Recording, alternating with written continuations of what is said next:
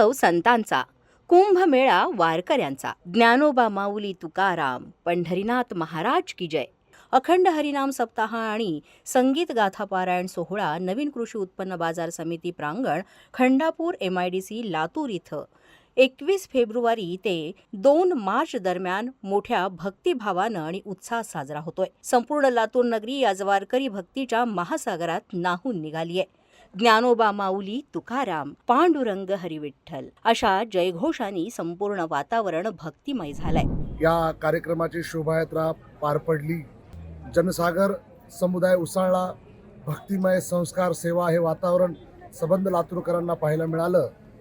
कैवल्य चक्रवर्ती ज्ञानेश्वर माऊली यांचा 750वा आगमन सोहळा, सुवर्ण महोत्सव, जगद्गुरू तुकोबाराय, नामदेव महाराज, संत जनाबाई या सगळ्या पावन संतांच्या पादुका आज आम्हा लातूरकरांचं, पूर्ण मराठवाडा महाराष्ट्राचं भाग्य आहे. तर खरं पाहता आमच्या लातूरकरांचं भाग्य आहे की हा सर्व पादुका आमच्या लातूरमध्ये आले आणि एवढा मोठा भव्य सोहळा आज कृषी उत्पादन बाजार समितीच्या या मैदानामध्ये 400 एकरच्या मैदानामध्ये संपन्न होत आहे, पार पडत आहे.